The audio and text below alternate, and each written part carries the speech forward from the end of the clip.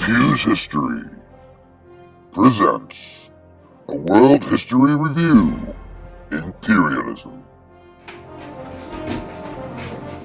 Oh, there you are! Hey guys, welcome to Hiphu's History. In the next 15-20 minutes, we're going to take you through a world history review of the concept of imperialism. Kind of like going over what it is, defining it, some reasons why countries become imperialistic, and then looking at some examples that we can use to kind of illustrate that idea.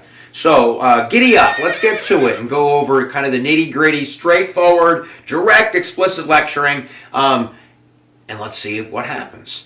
So, what is imperialism? Well, imperialism kind of can be defined as when stronger nations take over weaker nations for various reasons and have effects on those countries and sometimes vice versa. But that's basically the definition, when strong countries take over weak countries. Whether it's England taking over North America, whether it's Spain taking over South America, the Dutch in the West Indies, or China in South Korea, Japan in Vietnam.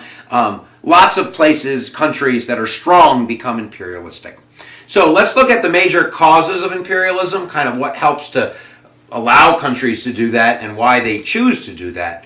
Number one is economic motives. And I've always kind of remembered this by rubbing my belly. And when you rub your belly, only one of two things can be true. Either you've had a big dinner and your belly hurts, or you have not eaten dinner and you are hungry. You're going to have to just remember you're hungry. Because that's kind of one of the economic concepts here. That these nations, and these are basically nations that are undergoing industrial revolutions. England is a great example, Oliver Twist. In the mid-1800s, as England is kind of moving into that urbanized world where there's factories and industry, I'm going to rub my belly and pretend that I'm England. Ooh, I'm hungry! I want to have a bonbon factory and I have no cocoa. Where's the cocoa tree? Let's go check out London. There's no cocoa tree. So they're hungry for raw materials, cocoa in this instance. And later it might be oil, or it might be rubber, or it might be a raw material. I'm hungry for raw materials. So I have to go to where those cocoa trees are, where that rubber plant is. Rubber plant? Rubber tree? But nevertheless, that would be a cause. Economically, I'm also hungry to make more money. And in order to do that, I need new markets. I need places to go out into the world to sell my products to. And thirdly, right, you have raw materials and new markets. Militarily, I'm hungry for bases. Navies are big, coming into existence. England is going to have one of the most powerful navy in the world in the mid-late 1800s. And one of the reasons is they're going to be imperialistic and going to be able to have naval bases and being able to have that kind of superiority over other nations. So the second concept, number one is belly rubbing, or economic reasons for imperialism. The second reason I would go over is I would beat my chest like King Kong. This is the nationalism concept. The nationalism concept is basically that European nations feel really good about themselves. So if you're German, you're not, I'm German. You're German! Right? And, the same thing with the English and with the French and with the Dutch and with the Portuguese. And this kind of, competition between countries is going to kind of, have them King Kong it and go out and look for more spaces on that game board of the world. The other one is kind of related to that, but it would be kind of labeled as the balance of power. That, if you are going to have nations next to you that are expanding, that are getting richer, that have more land, that can, do that thing, then in order to, keep that balance of power so you have the ability to stay safe in your own neighborhood, you're going to be compelled to go out and do the same thing. So if your neighbor who you're fighting with goes out and gets brass knuckles, you best be going to get some brass knuckles too. So that's kind of the balance of power. And the fourth reason for countries become imperialistic, and this is more confined, I shouldn't say it's just confined to Europe, but the concept is of white man's burden. And this is kind of a racist twinged kind of concept. Not twinged, it's probably just racist. Rupert Kipling, the poet in England, wrote a poem called White Man's Burden. And basically it's kind of like a Christian missionary concept that, English, Europeans, whites are civilized, that they're saved, that they're Christian, that they're, the best bread in the world. And that one of the duties of the best bread is to save the lower breeds. Ooh, that feels ugly saying that. So this will be one of the reasons why missionaries will be sent into Africa, into Latin America, into all places around the world in order to save the savages. Savages would be those human beings that occupy those lands. But nevertheless, those are kind of the major causes of imperialism. And it's probably a good idea just to mention really quick kind of the results of imperialism, and then we'll illustrate that as well. Basically, you have positive and negatives. You know, that's every essay in the world. What are the positive and negatives of imperialism? The negatives are, I think pretty clear that you're, infringing people's rights, that you're killing people, that you're bringing disease. Sometimes smallpox was brought over from Europe into the New World. There's a lot of negatives in terms of human rights and the lack of democracy. And, I don't even want to talk about gender issues it just gets ugly. But if you have to say something good, and you do have to say something good, you could probably mention the idea of some cultural diffusion is going to be good. Europeans and, imperialistic nations are going to bring new ways of thinking about public education, or building maybe hospitals or sanitary things, health codes, democracy eventually, So we'll see what happens. I'm going to go find myself a country that's imperialistic, and then go kind of tell you a story to see if that will give you a great maybe illustration of those concepts of imperialism. So I'll be right back. There's an imperialistic nation right over there.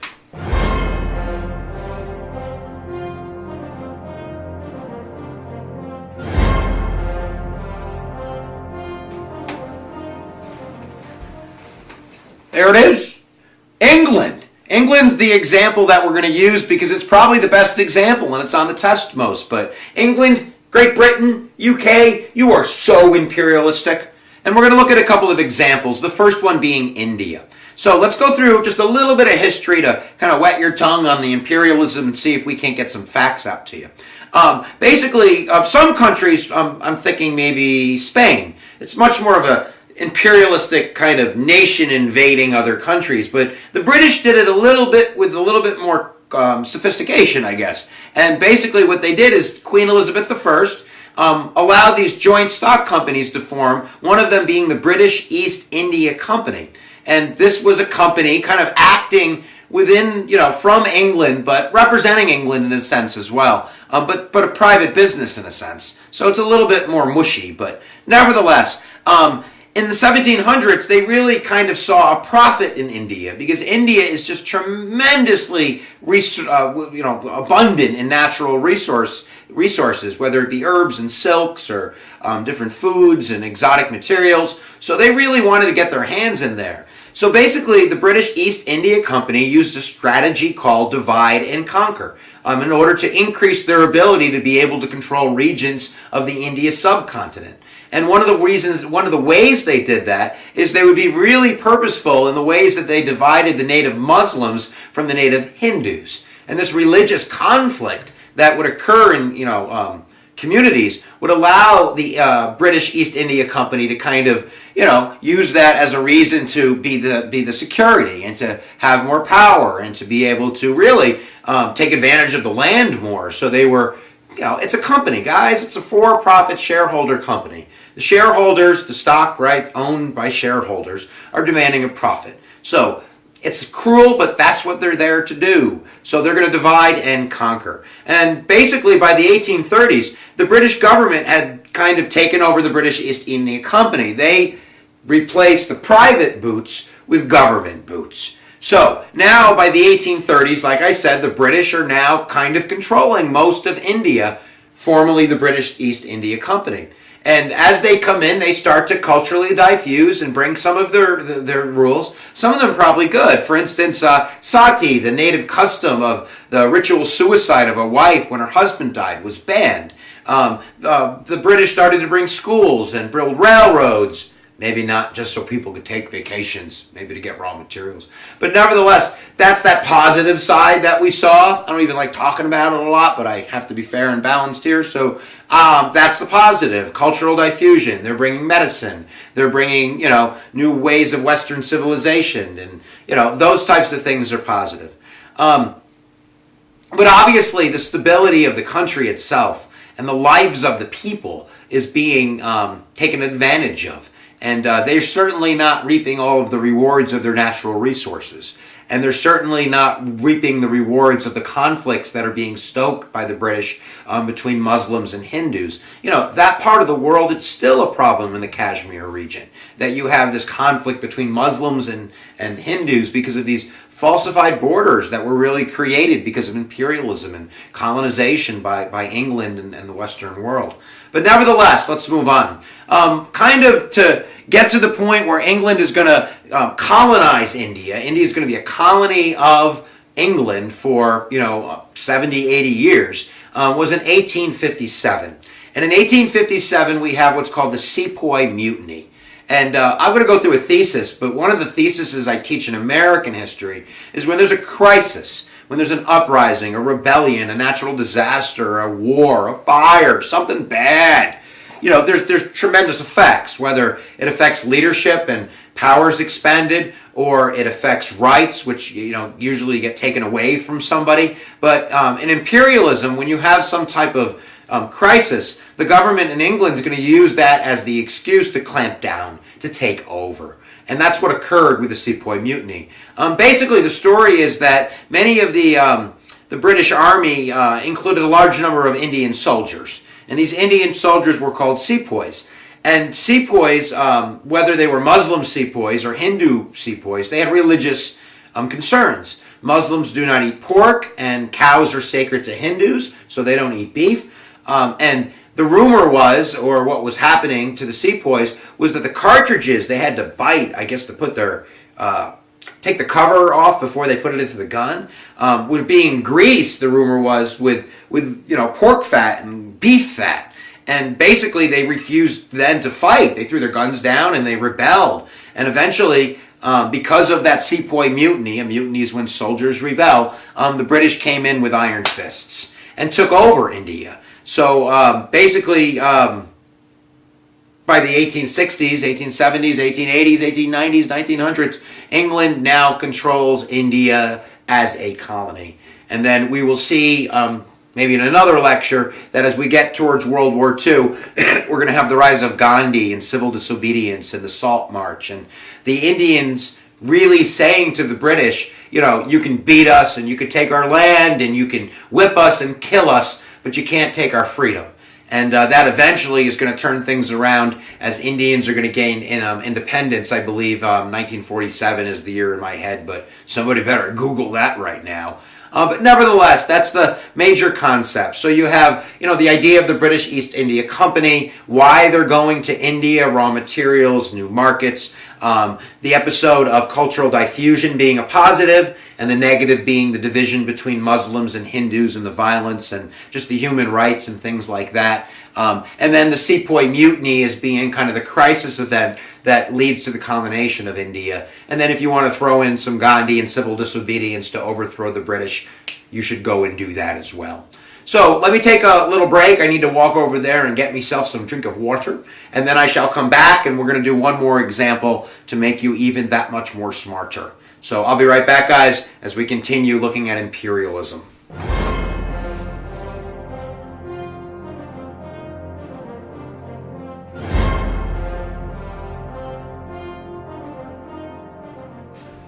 All right, guys, here we go. Last example, illustration of imperialism. We're really going to look at the continent of Africa, but kind of concentrate our focus on South Africa and looking at not only the Dutch in Africa, but also the British. I think it's a good example, and you probably should know it. So if we look at kind of the idea of imperialism in Africa, we could probably really start, with world explorers and going back in the 1400s as the Portuguese explored the coast of Africa and started setting up basically trading outposts. The Dutch later are going to land in what would that be? That would be Cape Town in South Africa today, the tip of South Africa, and set up trading posts, which are really going to be slave trading posts. And that's really how we see the European imperialist can first go into Africa. But most countries by the 1800s in Europe had banned the slave trade, not saying that it didn't still happen, but the slave trade is a big part of the beginning of imperialism of Africa from Europe. But basically the next big step occurred right around in the 1870s. And really, Africa had to wait to the 1870s to get this imperialistic bad surprise, basically because it was really hard to get into Africa. The geography of Africa is pretty wicked, whether it's the mountains of Kilimanjaro, or you have the sands of the desert and the steppes, and it's just a lot of harsh geography. But basically, the Belgian king, King Leopold, in 1870 had really was the first European to penetrate into the Central Africa, the Congo, by sending emissaries to set up kind of trade relationships with the tribal regions. And this basically kicks into that nationalism and competition thing in Europe, where now there's this like crazy scramble for Africa, where all the European nations want their piece of Africa, which is just incredibly rich in raw materials. Gold and diamonds and coal and oil and fill in the blank. There's just so much more. And it's incredible that with all those raw materials that, it's still one of the most poor, continents on Earth. And this can be traced back to imperialism, the effects of imperialism, of all those raw materials going elsewhere and being manufactured. So we'll get to that in a second. But basically, in order to avoid a lot of the conflict that was certain to occur, the Europeans did it kind of civilized. Very uncivilized thing, doing it kind of civilized. When they they did the Berlin Conference, and this was held at the, kind of 1870s, I believe, later 1870s, where they basically sat down and in order to, not fight, they got a knife out and the map and they kind of decided how they were going to carve up Africa. And they came to kind of three guidelines. And one was, anybody who wanted to claim territory, they just had to inform somebody else. Like, Zaire is so mine. And then second, you basically annexed the land when you could occupy the land. So you had to say you wanted it, you had to go and get it, and then if you wanted to, you could have a treaty with an African ruler, and that was considered to be, okay, now you had that sovereign nation. So the scramble for Africa is decided at the Berlin Conference. Oh man, that's ugly. So let's move into South Africa now and kind of look at, the major steps of South African colonization by the British. But some vocab in here, and it gets a little bit layered, but it's not too crazy. I know that you can handle it. We had mentioned earlier that some of the first settlers into Cape Town, into South Africa, which is called today, were the Dutch. And the Dutch, after living there, now they've been there 220 years, so, that's a lot of generations. So that's just a lot of generations. So they don't really consider themselves Dutch anymore. They're native Africans, but they're white, and they're called Boers. And the Boers began in the 1830s to kind of leave the coast and migrate into the internal part of South Africa, where they met, pretty fierce resistance from the African tribes there, and mainly the Zulus, Shaka Zulu, the legendary leader. And under basically Shaka's rule, they really fought the Boers and expanded their own power, and this scared the hell out of the Europeans. So basically, the British, which were also coming into that area, saw the Zulus defeating the Boers and decided that they would defeat the Zulus. So they made their way into South Africa, and basically soon after they're going to be under British control. So by the, I don't know years really well here, but I would assume by the late 1800s, by 1888, 1890s, 1895, 96, 97, the British have colonized successfully South Africa. They're going to have to deal with the Boers in a second here. They're not going to go away easily, but nevertheless, the Zulus are defeated. Even though Shaka Zulu is considered one of the greatest kind of leaders, militarily leaders, he just didn't have enough stuff. He doesn't have the mechanized power that England has, so he's going to be defeated. So now let's kind of do a little bit of the Boer War, and we'll see if we can't wrap this up. Cecil Rhodes is instrumental in assuring that the British are going to keep control over South Africa. Cecil Rhodes is the founder of the De Beers Mining Company, De Beers Diamonds. Don't get me started. Oh my goodness. But they control a huge percentage of the world's diamonds that come from Africa that aren't in Africa anymore. They're sitting in, vaults in London. But nevertheless, effective imperialism. But basically, he had this kind of grand idea that he was going to build a railroad from Cape Town to Cairo. that would be from the very south of Africa to the very north of Africa, and that this railroad would, just make England the powerhouse of the world, being able to transport goods and having, an express line of raw materials, all the way up to the Mediterranean where they could be shipped into Europe. The problem was the Boers were still in the, internal region of South Africa. So this doesn't sound bad, like, these former Dutch Boers, like, who really got beat by the Zulus a little bit, he's going to have a beef with them. Can't he just beat them up quick? But this Boer War went on for, I think, like 3 years. 1899 to 1902 are the years that pop in my head. And I know that the British had, like, employed up to something like 450,000 troops in order to defeat the Boers, who were pretty much employing, like, a guerrilla warfare strategy. And that's kind of the story. But basically the British, like they did with the Zulus, are going to be able to kind of outwit, outplay, and outlast. That might be Survivor. But nevertheless, the British are going to be able, after the Boer War, really to kind of settle in for a good 30, 40-year period and really rob South Africa of its raw materials. But at the same time, they're going to bring schools and medicines and Western civilization. There you go, kids. We gave you a positive, as well as the negatives, obviously. I think at the end of the day, we should mention that South Africa will eventually get its independence after World War II, like many African countries, but, pretty sad story. And then Mandela, and I can't do Mandela in this lecture, that's ridiculous. So I think that the biggest effect, and especially the biggest negative effect, is going to be the effect of tribalism. At the Berlin Conference and the way that the scramble for Africa occurred and the carving up of Africa really had no thought for the peoples that lived within those borders. So the borders are going to end up being, really, really bad borders. It would be like if I went into the cafeteria at your school. Even if kids get along, they kind of sit at different tables, and I just zigzagged a line through all the tables and said, this is your new family, get along. It probably wouldn't work out really good. And you're going to have power struggles and civil wars and dictators and genocide, and it's just not a good story. And economically, that land will be distressed for many years when the Europeans leave, because they're going to leave with all the raw materials in their backpack.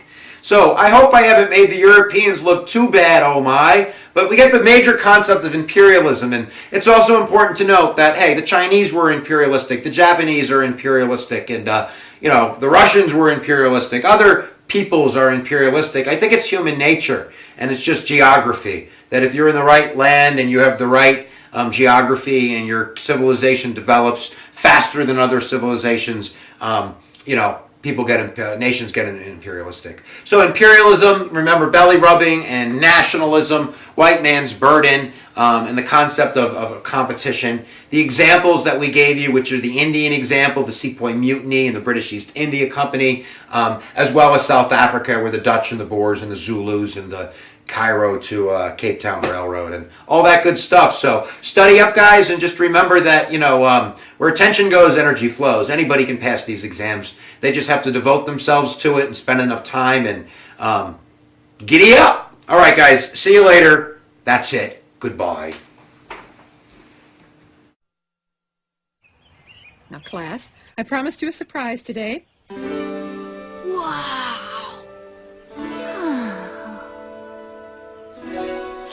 I knew it. And here it is. We're going to take a test. Oh.